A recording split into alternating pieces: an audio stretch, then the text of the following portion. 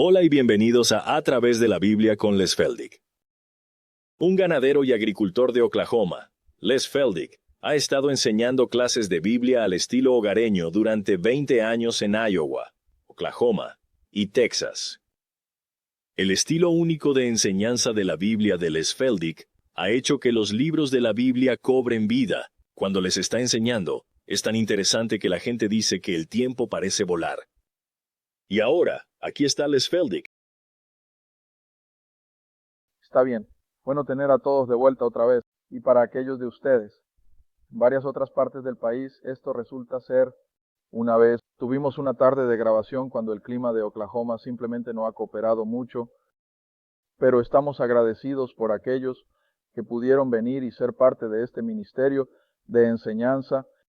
Y nuevamente les agradecemos por todas sus tarjetas y cartas, sus llamadas telefónicas. Qué gran aliento. Y como mencioné antes, no te disculpes si no estás en posición de ayudarnos financieramente. Ustedes nos respaldan con sus oraciones y nosotros simplemente dependeremos de aquellos que puedan ayudar. Porque, como les he dicho a las personas una y otra vez, nunca hemos pedido un centavo por este programa y aún así el Señor sigue proveyendo todo lo que necesitamos. Everett Station tiene otra vacante y después de mucha deliberación decidimos aceptarla. Los fondos llegan, así que solo tenemos que estar seguros de que el Señor los está proveyendo, pero nuevamente tenemos nuevos oyentes todos los días, así que siempre tenemos que mantener todo un poco actualizado. Todos los programas anteriores están disponibles en cinta de video y las cintas de video han sido transcritas. Veamos, Jerry, ¿puedes poner a Jerry en la cámara de vez en cuando? Nos gusta hacer saber a la gente quién hace todo este trabajo de manera voluntaria, pero Sherry Poole transcribe todas las cintas de video del programa, pasamos a la página impresa y luego, por supuesto, finalmente se llevan a la impresión. Así que, si estás interesado en las cintas o los libros, ¿por qué no nos llamas o nos escribes? Y solo estoy esperando a que pongan a Jerry en la pantalla, porque él lo hace. Él ha hecho un trabajo fantástico al sacar esto de la cinta y llevarlo a la impresión.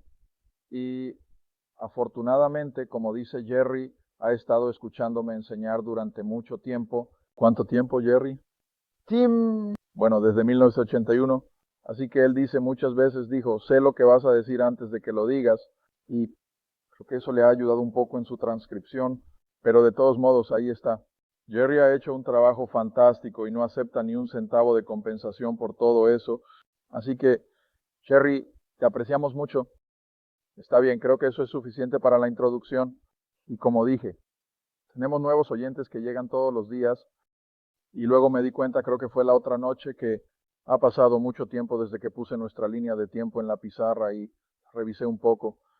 Para aquellos de ustedes que han estado con nosotros desde el principio, ya les resulta familiar, pero creo que para el beneficio de nuestros nuevos oyentes, lo repasaremos de nuevo y les mostraremos de dónde venimos desde que comenzamos en Génesis. Y normalmente me gusta ponerlo en este tipo de línea de tiempo, comenzando allá en Génesis 1, donde creemos que Adán fue probablemente creado en ahora.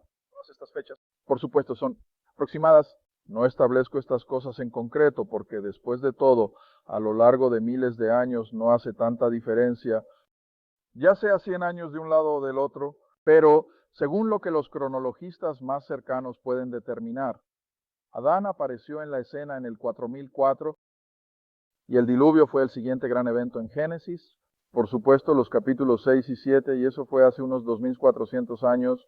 No tengo el tiempo aquí, pero el diluvio sería alrededor del 2400 antes de Cristo o 1600 años desde la creación de Adán hasta el diluvio. Y luego hubo otros 200 años entre el diluvio, cuando Noé y sus 3 hijos salieron, hasta que toda esa nueva generación de personas se reúna en la Torre de Babel. La Torre de Babel, hasta que Dios se da cuenta de que la raza humana es simplemente, bueno, que no puede hacer nada con ellos sobre la base de lo que ha estado haciendo, así que hace algo totalmente diferente.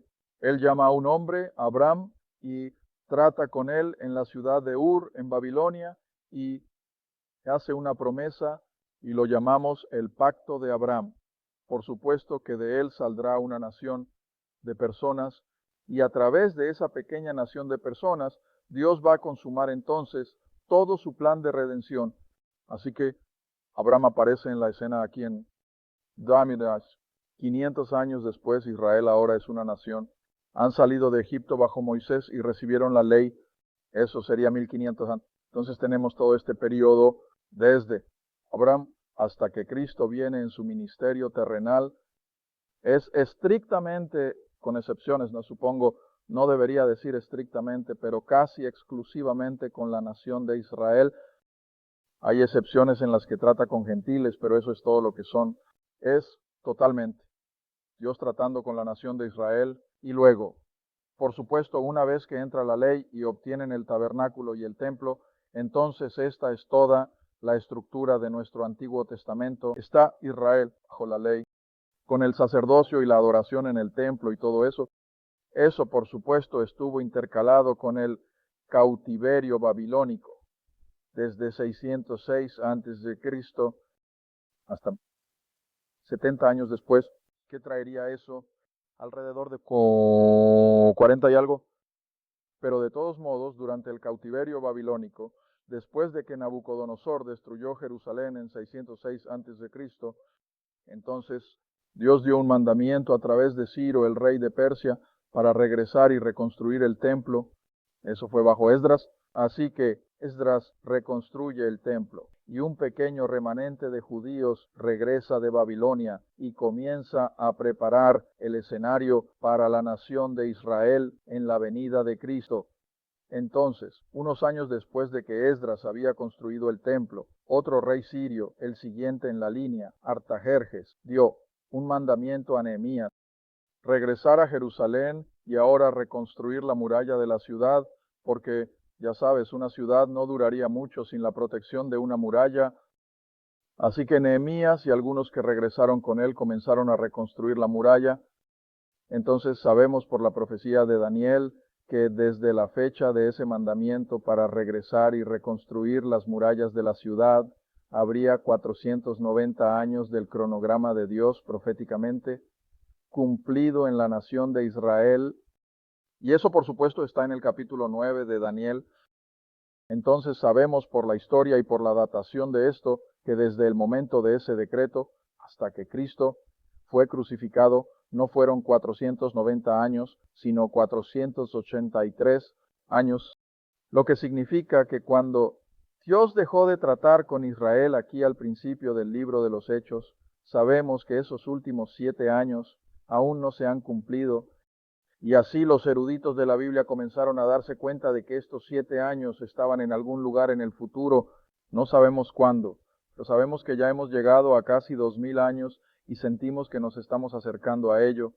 Pero estos 7 años de lo que llamamos la tribulación pertenecen a esa profecía de 490 años dada por Daniel. Está bien, ahora entonces, si retrocedemos un poco, Israel rechazó al Cristo. Pedro y los 11 continuaron predicándole en el libro de los Hechos y ya sabes el relato. Israel simplemente no creerá que Jesús era Cristo y finalmente Dios, supongo, no diría que perdió su paciencia, pero finalmente, cuando vio que Israel no iba a creer y recibir a su rey, levantó a otro pequeño judío, el apóstol Pablo, y lo primero que hizo saber fue que iba a enviar a ese hombre, a los gentiles. Y por supuesto eso abrió las puertas. Luego la era de la gracia, la era de la iglesia. Pablo inmediatamente va al judío, pero luego al gentile. Y eso por supuesto fue todo el período, los hechos, hasta que finalmente Pablo toma el control en el libro de los Hechos. Estudiamos todo eso en el pasado. Y luego se vuelve hacia los gentiles. Y así desde el momento en que siento que Pablo comenzó a ministrar a los gentiles con el evangelio de la gracia, tenemos esto, periodo de tiempo indeterminado, no sabemos cuánto tiempo durará, solo sabemos que ahora han pasado 1900 y tantos años, y luego la iglesia tendrá que ser quitada del camino para que Dios pueda retomar donde lo dejó con Israel, porque todo eso pertenece de nuevo al programa profético. Ahora bien, después de la tribulación, Cristo regresará, establecerá su reino, y nosotros que seremos arrebatados aquí, por supuesto, volveremos con Él, creo, para gobernar y reinar con Él. Pero aquí es donde estamos ahora, estudiando los escritos de Pablo. Ahora, Cronológicamente, de nuevo, Pablo hace la mayor parte de su ministerio entre los gentiles y establece desde aproximadamente el año 40 de Cristo hasta que finalmente termina como prisionero en Roma alrededor del 65, y en ese periodo de tiempo no solo establece todas estas iglesias en Asia Menor y Grecia, y en Antioquía en Siria, y luego desde aproximadamente 58, 59 comienza a escribir sus cartas, porque las iglesias han sido establecidas y ahora necesitan doctrina, necesitan corrección, necesitan instrucción, y así el Espíritu Santo, por supuesto, está detrás de todo esto, y comienza a incitar al apóstol a escribir estas diversas cartas. Y por eso, mientras hemos estado avanzando ahora, pasamos por su carta a los romanos, y ahora estamos en su carta a la iglesia en Corinto, y luego supongo, lo que tenemos que enfatizar es que esta carta de 1 Corintios, como hemos estado mostrando ahora durante los últimos muchos programas, él está tratando con los problemas en esta iglesia local que evidentemente le habían escrito y le habían hecho preguntas. Bueno, ¿cómo se supone que debemos lidiar con esto? Bueno, tenemos este problema, y más por bien de referencia, solo regresa conmigo un minuto a 1 Corintios capítulo 7, porque aquí es donde se hace tan obvio que Pablo está escribiendo esta carta en respuesta a su consulta. ¿Cómo lo hacemos? Y aquí está nuestro problema. Mira, tienes 1 Corintios 7 justo ahí en el versículo 1. Corintios 7, versículo 1. Ahora él dice, en cuanto a las cosas de las que ustedes me escribieron, ¿ves qué claro es eso? Entonces todas estas cosas que ha estado cubriendo ahora en esta carta de 1 Corintios está en respuesta a las preguntas de la congregación, y por supuesto todas esas preguntas se basaban en un problema, y de nuevo he estado enfatizando desde que comenzamos 1 Corintios que la iglesia de Corinto era la más carnal, era la menos espiritual de todas las iglesias con las que Pablo tuvo algo que ver, y compara la carta a los Corintios con, por ejemplo, la carta a los Efesios o a los Filipenses o a los Colosenses. Hace toda la diferencia en el mundo, y así tenemos que entender el contexto. De hecho, estaba pensando en eso anoche. Sabes, en todos mis años de enseñanza he utilizado varias partes de 1 Corintios, pero nunca lo he enseñado versículo por versículo. Naturalmente, ahora mientras lo enseño en televisión estoy aprendiendo tanto como tú, porque hay tanto. Aquí que supongo que simplemente lo había pasado por alto y pensé que no era importante, pero, Dios mío, es como un filete T-bone espiritualmente, y todas estas cosas que a menudo simplemente dejamos de lado como si no fueran importantes, son básicas, y por esa razón confío en que continuaremos. He estado recibiendo muchos buenos comentarios sobre los programas que ya han estado al aire en Corintios, y confío en que seguirás alimentándote de esta pequeña carta, así como nosotros lo hemos hecho. Está bien, ahora entonces entiende que estamos en la era de la iglesia. Estamos llamando al cuerpo de Cristo, esperando hasta que el cuerpo esté completo. Hemos explicado eso en programas anteriores, que cuando la última persona sea salva y el cuerpo esté completo, entonces el Señor vendrá y lo entregará de este viejo mundo maldito por el pecado, y nos estaremos moviendo hacia el estado eterno, pero aún no hemos llegado allí, así que seguimos enseñando. Está bien, ahora 1 Corintios capítulo 9, Pablo está nuevamente defendiendo su apostolado ante estos creyentes carnales en Corinto, que recuerda, están en una ciudad de idolatría abyecta y horrible inmoralidad, y con ese tipo de trasfondo han salido como creyentes, pero naturalmente todavía hay esa atracción para volver a esa vida antigua, y así en consecuencia, mientras Pablo escribe, tiene que defender su apostolado, porque después de todo creo que especialmente el elemento judío en Corinto debe haber dicho, bueno, ¿quién te crees que eres? Eres solo un impostor. ¿No caminaste con Jesús de Nazaret? ¿No pasaste 3 años con él como lo hizo Pedro? Y así Pablo tiene que superar eso constantemente con varias afirmaciones. Y uno de sus favoritos es, ustedes, Corintios, son la prueba de mi apostolado, y señalamos eso en, creo, nuestro último programa. Ellos, habiendo sido salvados de un paganismo absoluto como resultado de su predicación, eran prueba suficiente de que él era un apóstol. Está bien, ahora, luego, él viene a mostrar que no va a aprovecharse de esa tremenda responsabilidad al recibir muchas recompensas materiales. Él dijo, simplemente no lo haré. Lo hizo cuando estaba en el judaísmo. Y por eso dijo en Gálatas, y creo que lo vimos en el último programa, que él se benefició más que sus iguales, ya que era un practicante del judaísmo, como un fariseo de los fariseos. Está bien, ahora entonces llegamos hasta el final en nuestro último programa a través del capítulo 9, versículo 18. Ahora vamos a seguir en el versículo 19. Recordando en nuestra línea de tiempo, estamos de vuelta aquí todavía en el periodo de los Hechos. Pablo está escribiendo estas diversas cartas a todas las iglesias allí en Asia Menor y Grecia, y todavía las estamos usando ahora.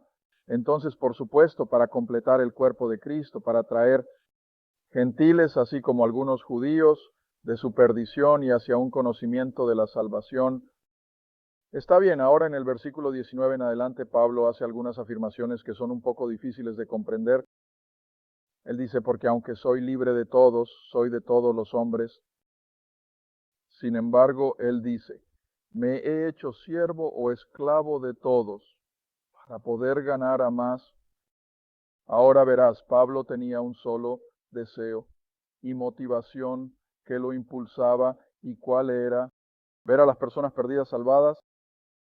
No le importaban las cosas materiales, no le importaba la comodidad. Todo lo que quería era que las personas perdidas fueran salvadas. Y ahora sigue leyendo, versículo 20. Ahora, esto no siempre fue fácil. Y él dice, a los judíos me hice como un judío. Ahora es un poco difícil de entender, porque en el libro de los Hechos, cuando él ha estado denunciando la ley, el legalismo y la adoración en el templo, ¿qué es lo que hace el hombre?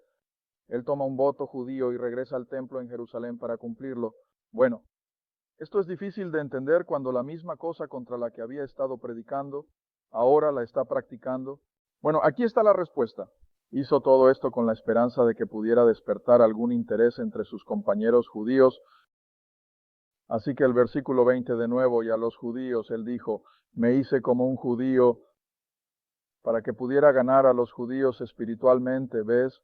Y a los que están bajo la ley, como bajo la ley, para que pudiera ganar a los que están bajo la ley. Y creo que ahí probablemente se está refiriendo al elemento más religioso del judaísmo. Ahora, incluso hoy en Israel, sabes, de vez en cuando, casi tengo miedo de que los judíos terminen en una guerra civil entre ellos, debido a lo tremendo confrontación entre la comunidad secular que no tiene tiempo para las cosas de Dios, no tienen nada en el área de la fe, y luego tienes a las personas ortodoxas que están tan envueltas en el judaísmo, que incluso pierden un poco el contacto con la realidad. Y así creo que fue de la misma manera aquí. Pablo tuvo que acercarse a los judíos que no estaban tan inmersos en su religión, sino a aquellos que estaban bajo la ley y la estaban practicando. Recuerda, hice un comentario aquí hace unas semanas que cuando hablamos de la ley del judaísmo en la época de Cristo y de Pablo, no era la pura ley de los días de Moisés.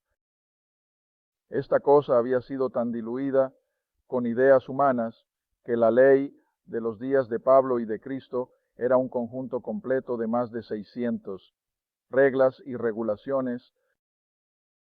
Ahora esa era la ley, la que los judíos realmente se aferraban, era la ley que los rabinos habían reunido estudiando los diversos aspectos del Antiguo Testamento. Está bien, así que Pablo dice, pero a aquellos que están bajo la ley, me hice bajo la ley. Ahora él dice, versículo 21, a los que están sin ley, como sin ley, no sin ley ante Dios, sino bajo la ley de Cristo. En otras palabras, Pablo nunca abandonó la moralidad de la ley de Dios. Pablo nunca bajó y dijo, bueno, estoy libre de la ley, puedo hacer lo que quiera en lo que respecta a las cosas morales de una manera. Está bien. Ahora, versículo 22. Así que a aquellos dice que son débiles, me hice débil para poder ganar a los débiles. Y así dice, me he hecho todo para todos los hombres. ¿Con qué propósito para que pudiera salvar a algunos. Ahora sabía que no ganaría al mundo entero, pero si pudiera ganar a algunos. Ahora, aquellos de ustedes que tienen contacto con misioneros, veamos, aquí está la Biblia. La Biblia y su esposa tienen una hija que trabaja en misiones en Perú y hemos tenido contacto con misioneros a lo largo de los años. Y hay una cosa que creo que cada misionero aprende muy rápido. Cuando llegan a un campo extranjero, tienen que vivir como la gente entre la que están trabajando. No pueden simplemente de repente entrar y vivir con la cultura occidental, los hábitos occidentales y la comida occidental. Nunca tocarían a nadie, pero tienen que entrar en esa cultura extranjera y empezar a comer su comida. Nunca lo olvidaré, no quiero que la gente se revuelva el estómago, pero recuerdo que teníamos un amigo misionero que trajo de vuelta una película tremenda que había hecho él mismo. Ahora, esto es hace mucho tiempo, en la época de los 0,8 milímetros creo, pero él estaba en un campo misionero en Indonesia, entre gente prácticamente no civilizada, y la comida favorita de esos niños, allá en la jungla, equivalente a cualquier barra de chocolate americana, era un gran escarabajo negro. Y vaya, esos niños mordían ese escarabajo y luego le daban uno a él. Bueno, puedes imaginarte lo que eso haría a un pobre americano. Pero dijo, si querías ganártelos tenías que comer ese escarabajo igual que lo hacían esos niños.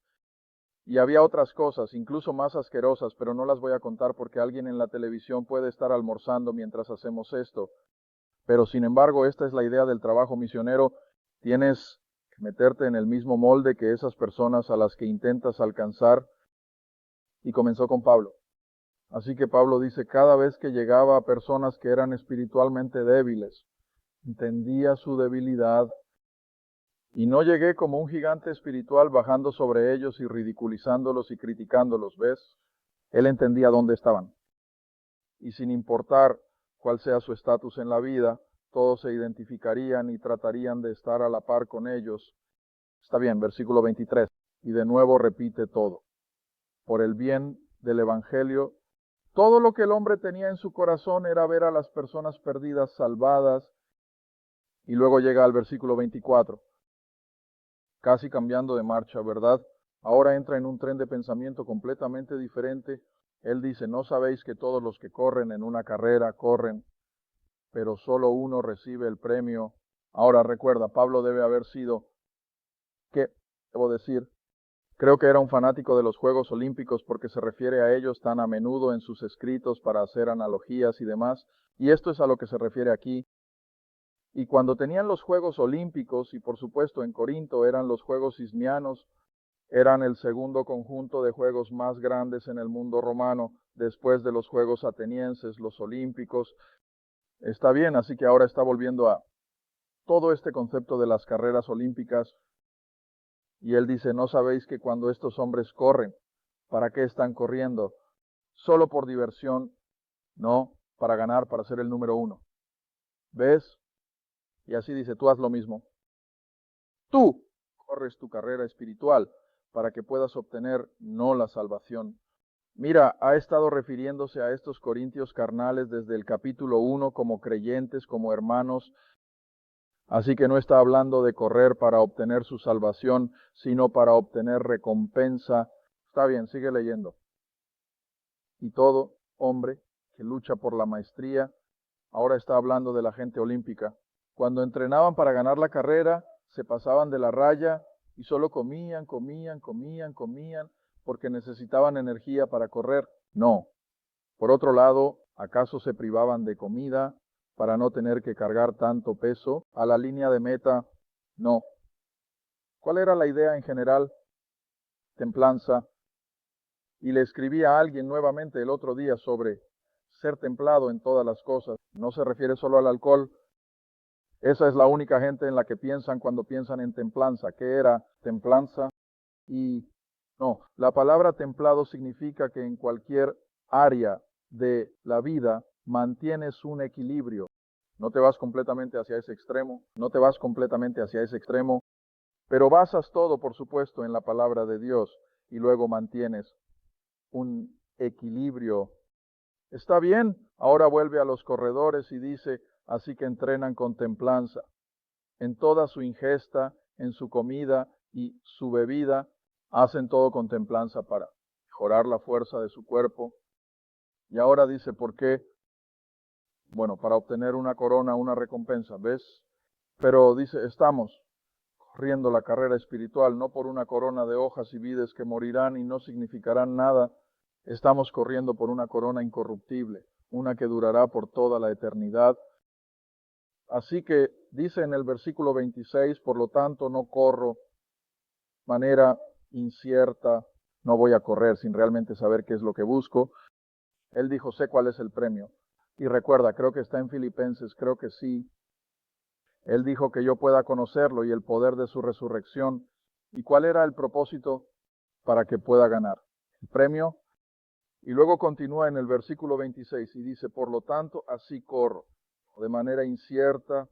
En otras palabras, dice, no voy a hacer solo boxeo de sombra, no voy a solo golpear el aire, voy a entrenarme espiritualmente para correr esta carrera de la vida, para que pueda ganar el premio. Ahora bien, en ese último versículo, me alegra tener tiempo para cubrirlo. ¿Te queda minuto? Este último versículo ha sido tan mal interpretado debido al término en la versión King James. Y él dice, mantengo mi cuerpo bajo control. En otras palabras, voy a mantener todo bajo control y voy a someterlo para poder correr la carrera espiritual. No sea que de alguna manera, cuando haya predicado a otros, he cumplido mi trabajo misionero para que yo mismo no me convierta en un reprobado. Ahora, eso no significa que él perdería la salvación, pero regresa ahora a un término en la casa de Pedro. Y si un alfarero trabajara en la rueda, y era un hermoso jarrón, y se suponía que debía contener un líquido, y lo tenía todo pintado, y tenía todos los diseños en él, y era hermoso, pero después de que se secó y estaba listo para la venta, lo revisó y tenía una fuga. Quizás tenía una pequeña grieta que no podía usarse para contener agua u otros líquidos. Así que, en lugar de simplemente tirarlo a la basura, era demasiado hermoso para eso. ¿Qué haría el alfarero? Bueno, lo pondría en una estantería y lo vendería solo, como un jarrón decorativo. ¿Ves? Ahora, el término era un reprobado. Era demasiado bueno para simplemente tirarlo a la basura, pero iría a la estantería porque ya no era de ningún uso práctico. Ahora, de eso es de lo que está hablando. Él no iba a perder su salvación. No perderemos nuestra salvación, pero que podamos trabajar y mantener nuestro testimonio para que no seamos puestos en la estantería como ya no utilizables. Aunque podamos tener todas las decoraciones externas de ser creyentes, pero que también podamos ser funcionales, que podamos hacer aquello para lo cual el Señor nos salvó.